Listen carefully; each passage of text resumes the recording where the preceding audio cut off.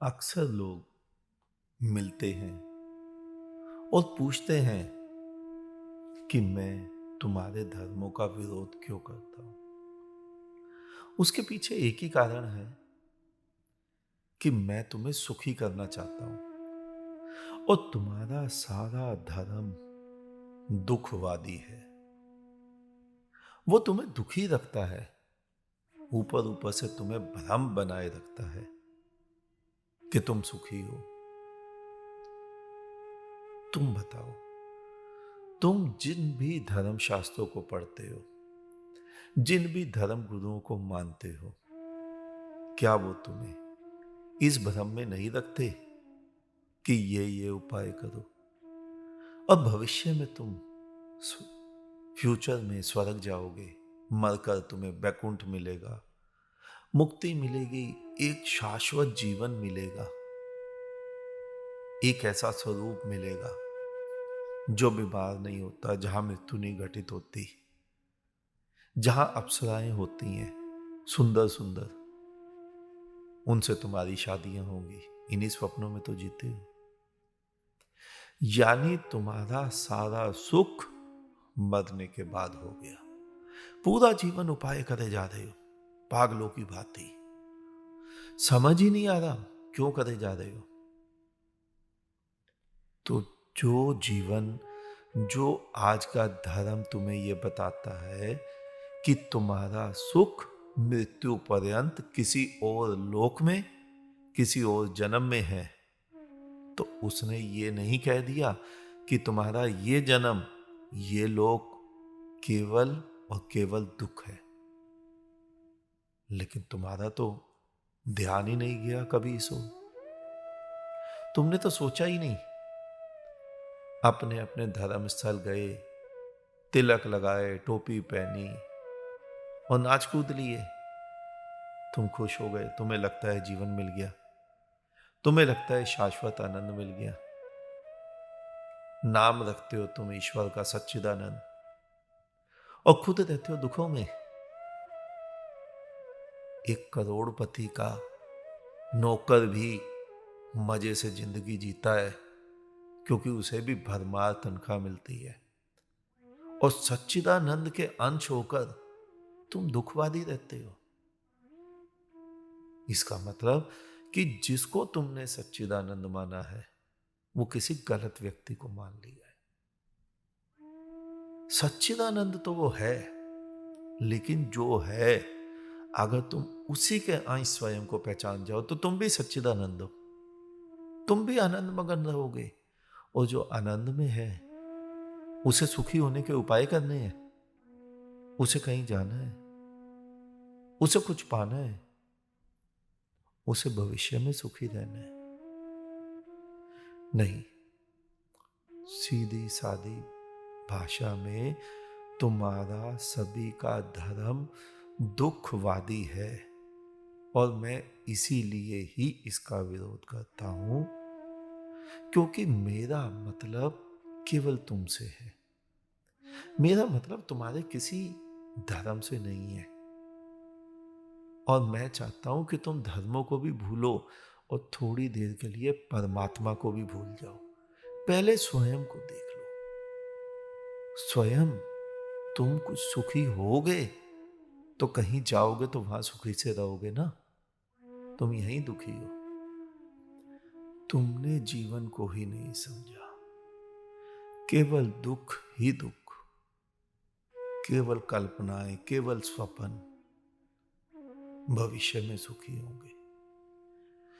तुम्हारा धर्म दुखद स्थिति में क्यों पहुंचा, कभी सोचा तुमने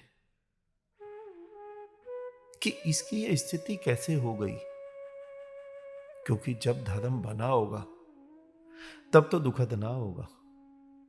क्योंकि अगर तभी दुखद होता तो आज आज तक ये बचा कैसे होता?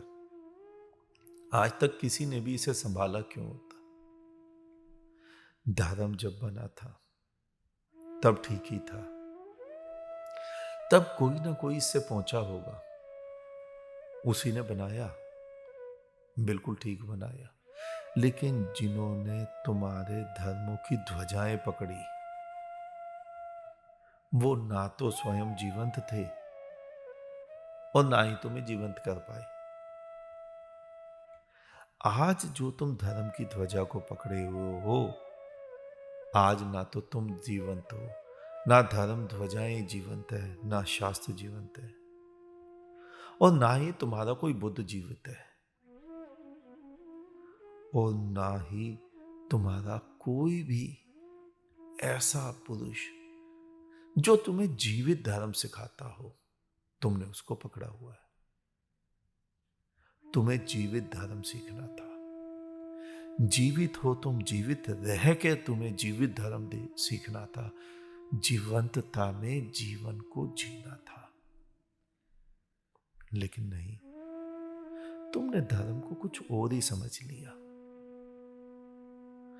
तुम्हारा तथाकथित धर्म जीवन विरोधी है।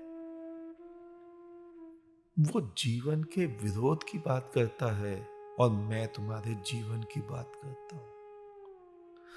मैं तुम्हारे जीवन में प्राण डालने की बात करता हूं। मैं तुम्हारे इसी जीवन को जागृत करने की बात करता हूं। अगर तुम चाहते हो कि तुम जीते जी बुद्धत्व को प्राप्त कर लो, तो तुम्हें किसी जीवित बुद्ध को ही तलाशना होगा। अगर तुम चाहते हो कि तुम्हारे धर्मों में फिर से जीवंतता आ जाए, तो तुम सभी को फिर से किसी जीवित बुद्ध को खोज लेना चाहिए और तुम उसी बुद्ध को अपने अपने धर्म सिंहासनों पर बिठा दो।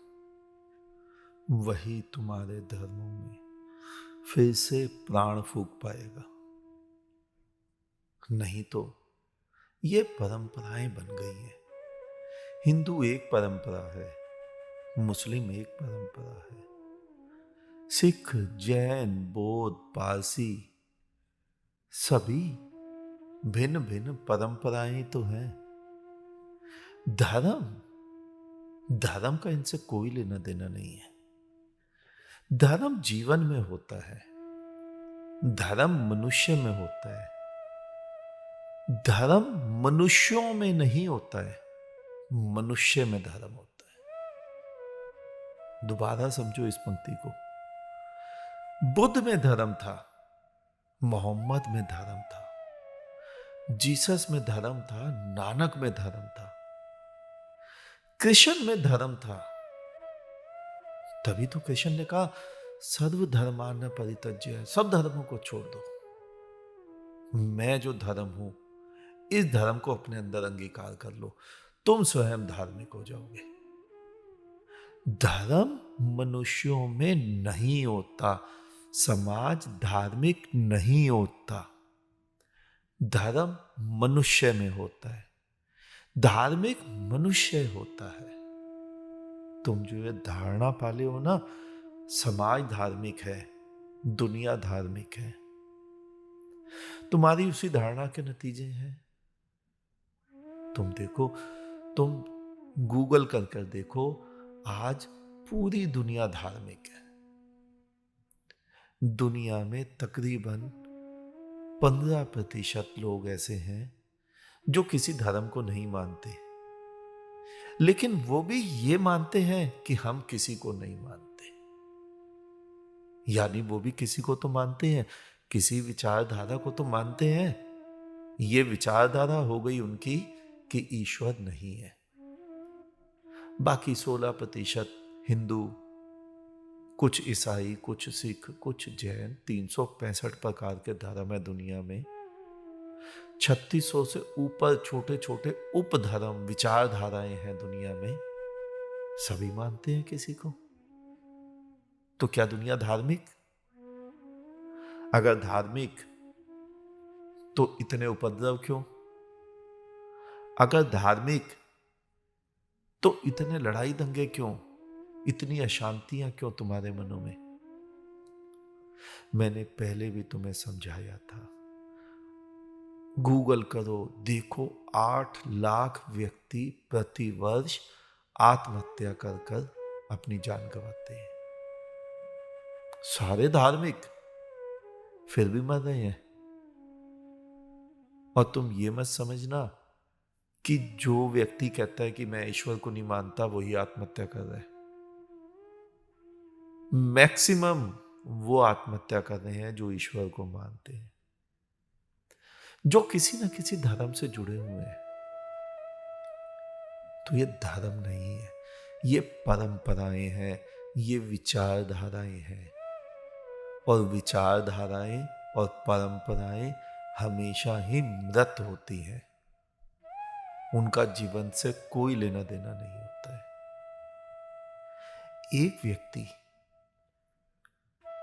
अपने घर में जब शादी होती है तो उस लड़के की मां कुछ और रीति रिवाज करती है, और वहीं से केवल एक घर दूर किसी और लड़के की शादी होती है, उसकी मां कुछ और रीति रिवाज करती है। दोनों के यहां लड़कों की शादी हुई, दोनों के यहां बहुएं आई, एक ही दिन में आई, और दोनों की मां भिन्न भिन्न रीति रिवाज कर रही है। ये क्या है? ये परंपराएं हैं, ये मृत परंपराएं हैं। किसी ने आरंभ कर दी, तुम उसे ढोए चले जा रहे हो। धर्म जीवंत होता है जो तुम्हारे भीतर घटता है, जो कृष्ण के भीतर घटा था, जो मोहम्मद के भीतर घटा था, उसको कहते हैं धर्म। उसको कहते हैं धर्म का जीवंत मूर्तिमान स्वरूप होकर खड़ा हो जाना। वहां धर्म खड़ा था उस समय सबके आगे, जो सबको समझा रहा था। वो कोई किताब नहीं समझा रही थी। तुम्हारे लिए, जीवन के लिए किताबों का कोई मूल्य नहीं है। कुछ कभी कभार स्वयं को थोड़ा ऊपर समझा करो, और शास्त्रों को, किताबों को थोड़ा नीचे समझा करो, तुम्हें धर्म समझ आ जाएगा। पूरा अस्तित्व, उसमें हर कोई अपनी अपनी गति से चल रहा है। चाहे चिड़िया लो, कौवा लो, शेर लो, कुत्ता लो, वृक्ष लो, चंद्रमा लो, सूर्य लो, करोड़ों करोड़ों ग्रह लो, सब अपने अपने गति से चले जा रहे हैं। सब अपना अपना रोल अदा कर रहे हैं परमात्मा की बनाई हुई सृष्टि में। कोई आ रहा है, कोई चहक रहा है, कोई गा रहा है। पूरा अस्तित्व उस परमात्मा की बनाई हुई सृष्टि में अपना अपना कार्य कर रहा है। तुम देखो चिड़िया को, चिड़िया छोटे छोटे कीट पतंगों को खाती है। तुम्हारे खेतों में जाके टिड्डियां आती हैं, उनको खाती है। अगर चिड़िया ये काम ना करे तो तुम्हारी फसल को वो छोटे छोटे कीड़े मकोड़े ही तबाह कर दे। ये चिड़िया का काम है। वही चिड़िया जब मरती है, अगर उसे चील कौवे ना खाएं तो तुम्हारे यहां बदबू ही हो जाए, क्योंकि चिड़िया तो हजारों की तादाद में है। आज तुम्हें नहीं दिखाई देती क्योंकि तुमने उसके रहने के लायक स्थान ही नहीं छोड़ा। लेकिन चिड़िया तो भरमार है। गांव देहात में जाकर देखो तो वो जो मरी हुई चिड़िया है वो भी बीमारी ना फैलाए, इसलिए उसे कौवा खा जाता है, चील खा जाती है। तो पूरा अस्तित्व बिना पुस्तकें पढ़े, बिना शास्त्र पढ़े, बिना विचारधारा के सब उस परमात्मा की बनाई हुई सृष्टि के चक्र में अपना अपना योगदान दे रहे हैं। सूर्य, चंद्र, लाखों करोड़ों ग्रह सब गतिमान है, सब जीवंत है, सब चल रहे हैं।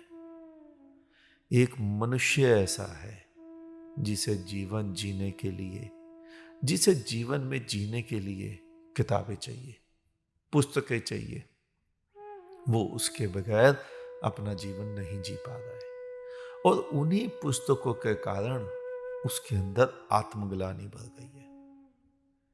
पुस्तकें कहती थी ऐसा होना चाहिए, और वो जीवन में किसी और प्रकार का है, तो आत्मग्लानि भर गई है।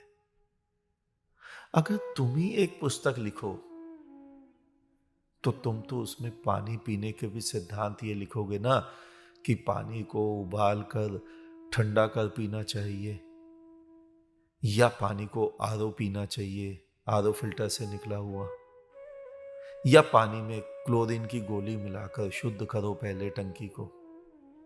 सिद्धांत तो ऐसे ही लिखने पड़ेंगे। लेकिन तुम्हारी उसी पुस्तक को अगर एक प्यासा आदमी पीने से पहले पढ़े तो प्यासा ही मर जाएगा। उसके सामने तो पानी, बारिश का पानी जमीन में डबरे में एक गड्ढे में इकट्ठा हुआ है, जिसकी मिट्टी नीचे बैठ गई है, पानी ऊपर साफ आ गया है। अब वो तुम्हारे सिद्धांत के हिसाब से तो जीवन जी नहीं पाएगा, मर जाएगा। उसके पास आरओ नहीं है, उसके पास पानी गर्म करने का साधन नहीं है, उसके पास कोई उसको फिल्टर करने का साधन नहीं है, तो वो पानी पिएगा। तुम्हारे सिद्धांतों को तोड़कर ही जीवन वो बचा सकता है। यही सूक्त है, तुम्हारे उन सभी सिद्धांतों को तोड़कर तुम जीवन जीना सीख सकते हो। अब तुम्हारी मर्जी है कि तुम इसी जीवन में उस जीवन को जी लो, या जिस प्रकार हजारों बार तुम आए और तुम जीवन को ढो ढो कर दुखी रह रहकर सुखी होने के उपाय कर करके मर गए, उसी प्रकार इस बार भी मर जाओ। कौन सा फर्क पड़ता है? परमात्मा को, अस्तित्व को कोई फर्क नहीं पड़ता कि एक व्यक्ति आया और आत्महत्या करके मर गया। एक चिड़िया आई, उसने दाना नहीं चुगा, उसने कीड़े मकोड़े नहीं खाए, उसने कोई धर्म शास्त्र पढ़ लिए, और वो अपने पूरे जीवन, जो भी उसका 15-20 दिन का जीवन है, वो पूरे जीवन उपवास करके अपने गले में मालाएं पहन ली कि मैं धार्मिक हो गई, मैं उपवासी हो गई, मैं वैरागी हो गई, मैं त्यागी हो गई, और मर गई। अब ये तुम जानो तुम्हें कैसे मरना है। अस्तित्व को, परमात्मा को कोई फर्क नहीं पड़ता। उसके लिए तुम ना अच्छे ना बुरे, तुम अपना पाठ नहीं भी अदा करते तो परमात्मा तुम्हें कहीं गलत निगाह से नहीं देखता कि वो गलत है, तुमने अपना पाठ अदा नहीं किया। तुमने नहीं किया, उसका दुख तुम्हें भुगतना पड़ा कि इतना सुंदर जीवन था, तुमने जिया नहीं। तुम शास्त्रों में उलझ के रह गए, तुम किताबों में उलझ कर रह गए, तुम सपनों में जीते रह गए कि अगले जीवन में तुम सुखी होगे। मैं ऐसे कई मूढ़ों को जानता हूं जो इस जीवन में हजारों लाखों सिद्धियां करने के स्वप्नों में जी रहे हैं, और वो कहते हैं कि मैं अगले जीवन में इतनी सिद्धियां इस जीवन में कर लूंगा कि मैं अगले जीवन में करोड़पति के यहां पैदा होऊंगा, खूब भंडार होंगे, खूब पैसा होगा। यानी वो मूढ़, वो गधा व्यक्ति अपने इस जीवन को दुखी तो जी रहा है। वो आज भी इसी स्वप्नों में सो रहा है कि जब पैसा होगा जीवन में तब मैं सुखी रहूंगा। अब इससे ज्यादा मूढ़ता क्या होगी? और तुम्हें नहीं यकीन आता तो गूगल करो। दिनेशानंद नाम से व्यक्ति है, निखिलेशानंद नाम से व्यक्ति हैं, महेशानंद नाम से व्यक्ति हैं, जो इतनी साधनाएं करे जा रहे हैं कि वो अगले जीवन में करोड़पति बने, लक्ष्मीपति बने। अब इनको तुम मूर्ख नहीं कहोगे तो क्या कहोगे? क्या धन से कोई सुखी हो पाया है? मैंने इसीलिए एक बार एक लेक्चर पहले दिया था, शायद वो YouTube में आ चुका है।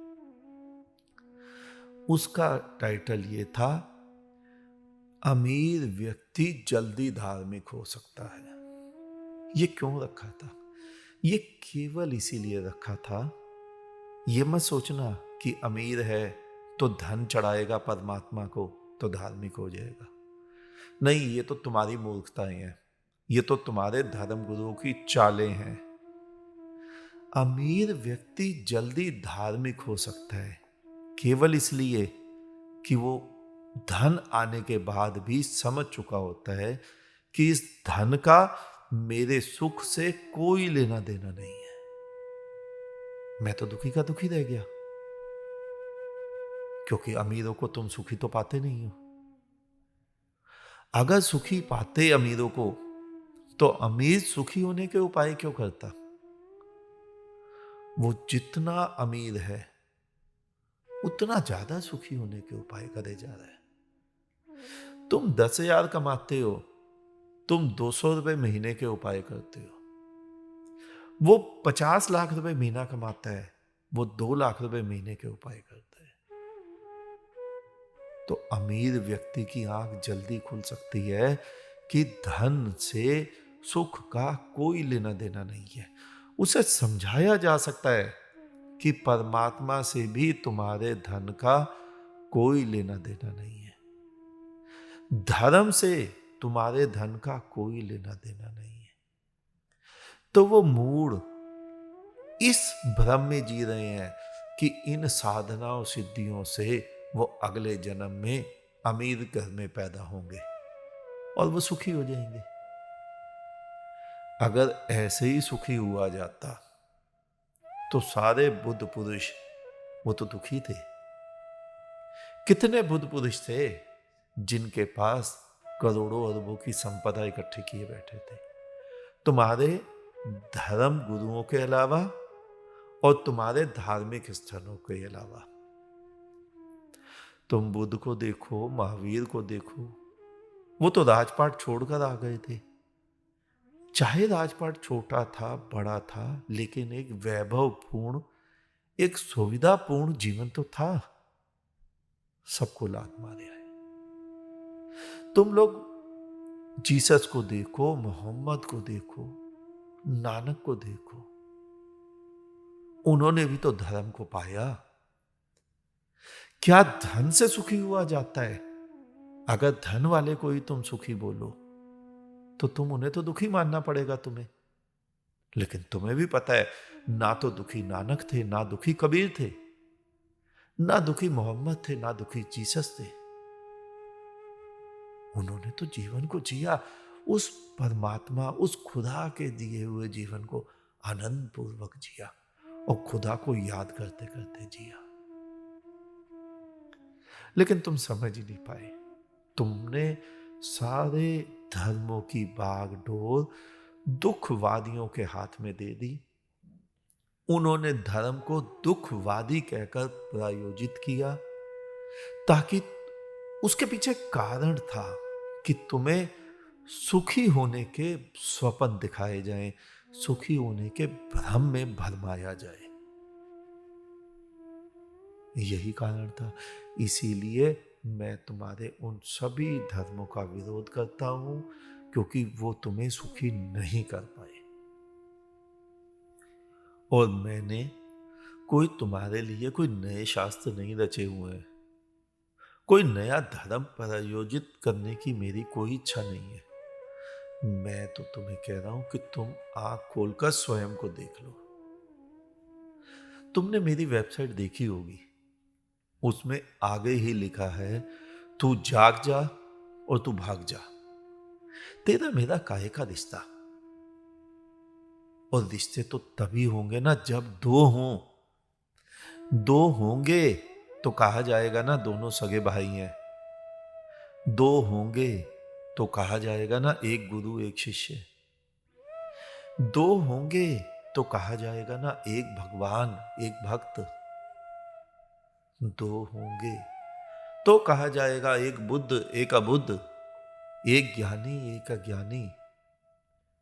जिस दिन तुम आंख खोलोगे तुम पाओगे यहां दो है ही नहीं। उस एक ही स्थान पर कभी परमात्मा खड़ा हो जाता है, कभी खुदा खड़ा हो जाता है, कभी मैं खड़ा हो जाता हूं, कभी तुम खड़े हो जाते हो। वहां बस एक ही है, वहां दूसरा है ही नहीं। वो जो सुना है ना तुमने, सबका मालिक एक, वो अधूरी पंक्ति सुनी है तुमने। वो सबका मालिक वो एक ही है और वही मालिक है। उसका कोई गुलाम नहीं है, उसका कोई नौकर नहीं है, उसका कोई भक्त नहीं है। वो केवल एक ही है। जिस दिन स्वयं को देखोगे तो पाओगे मेरी जगह तुम खड़े हो। तुम्हारे और मेरे में रत्ती भर का भी भेद नहीं है। जो कृष्ण थे वही बुद्ध थे, वही महावीर, वही मोहम्मद, वही जीसस, वही नानक, वही कबीर, वहां एक ही था। अब मेरी बात का गलत मतलब मत लेना कि कृष्ण के अवतार हुए थे, मोहम्मद या कृष्ण के अवतार हुए थे, नानक नहीं। ये तुम अपनी तरफ से जोड़ रहे हो। एक ही व्यक्ति था, उसका एक बार नाम कृष्ण पड़ा, एक बार राम पड़ा, एक बार मोहम्मद पड़ा, एक बार जीसस, एक बार नानक, एक बार कबीर। एक ही सत्ता थी वहां, एक ही परमात्मा था वहां। और एक दिन उसका एक नाम वो भी पड़ेगा जो तुम्हारा नाम है। बस तुम आंखें खोल लो, तुम्हारी आंखें खोलने भर की देरी है। तुम पाओगे उसका कोई नाम ही नहीं है। वो हिंदू नहीं है, वो मुस्लिम नहीं है, वो सिख नहीं है, वो ईसाई नहीं है, वहां कोई नहीं है। वहां एक ही सत्ता खड़ी है। और जिस दिन तुम स्वयं की आहुति उस सत्ता के भीतर दे देते हो, उस अग्नि कुंड के भीतर कूद जाते हो, उस दिन एक ही आग जल रही है। मैंने कहा ना, बुद्धत्व तो एक आग है, और जो व्यक्ति इस आग को जलाने की कोशिश करता है वो स्वयं सबसे पहले अपनी आहुति बीच में देता है। वो देता है या वो आग ले लेती है, वो व्यक्ति वहां से गायब हो जाता है। वो व्यक्ति की मृत्यु नहीं, महामृत्यु हो जाती है, हमेशा हमेशा के लिए समाप्त हो जाता है। आज इतना ही, शेष किसी और दिन। अंत में तुम्हारे भीतर बैठे परमात्मा को मेरा नमन। तुम सभी जागो, जागते रहो।